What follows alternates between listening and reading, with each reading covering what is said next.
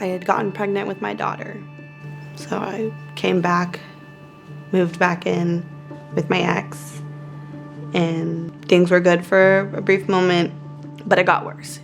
One time he came home and I went out to see him passed out on the couch with drugs everywhere. He was using and selling while the kids were in their room, and I lost it. I started screaming, yelling, went to grab his stuff to dispose of it, but in the midst of all that, he bolted up off the couch and pushed me over the ottoman that we had, and he ended up strangling me in front of my kids. A week or two later, I had my daughter, and once I got into the recovery room, my mom, my sister, they told me they knew everything and that I couldn't take my kids and my newborn back to that house. This particular night, I was scared, and I didn't think that I could protect my children in our own home. Never did I feel or ever think that this man would betray us in such a way. And there were such mixed feelings for my children at the time. I loved Daddy, but scared to death that he would show up. And a friend of mine said, call YWCA, they have children. I had come so far from where I grew up, and I had changed everything in my life to be able to provide for my children. So the YWCA really was a safe place to land, and a place where I felt like I was drowning. My sister said that she found the safe house number. I denied it. I said, no, there's nothing wrong. I'm fine. I don't need to make that phone call. But I did. I met them at the police station, said goodbye to my mom, and moved on in. While at the safe house, they had a therapist come, and we did one-on-one therapy and then family therapy. They've opened my eyes to see so much more, to have the strength to walk away. I was about 4.5 or 5 years old when I attended YWCA's special place.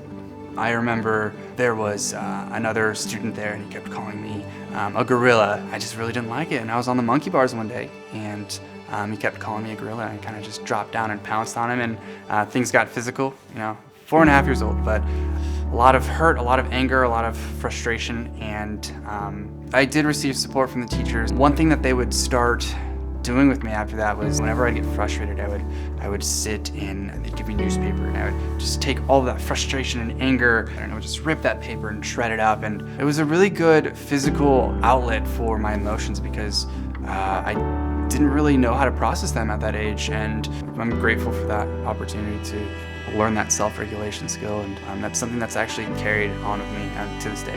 The YWCA for us was a saving grace. It was a safe harbor. It's weird to say, but my kids loved it. They loved it because, one, I think it was safe. They weren't scared. They found a reprieve from the insanity that we had been experiencing in that little time frame.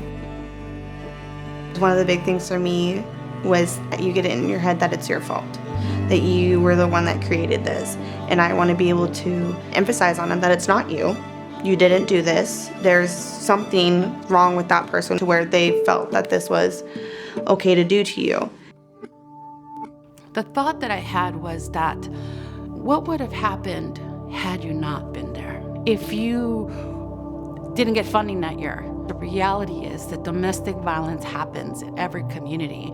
And 1 in 4 women are walking around saying, what should I do? Where should I go? Where do they go?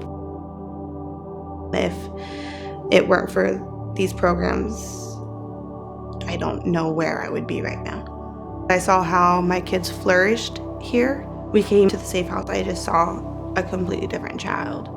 He had opened up, he was smiling, he was laughing. Once he got to the preschool, he made friends. He started talking more. Oh my gosh, I don't even know how to explain it. He's a completely different kid. It's awesome. When we came to your door It was like a blessing to know that someone had thought, let's have a safe house where these women that nobody knows exist can go in the middle of the night with 2 children in tow and be safe.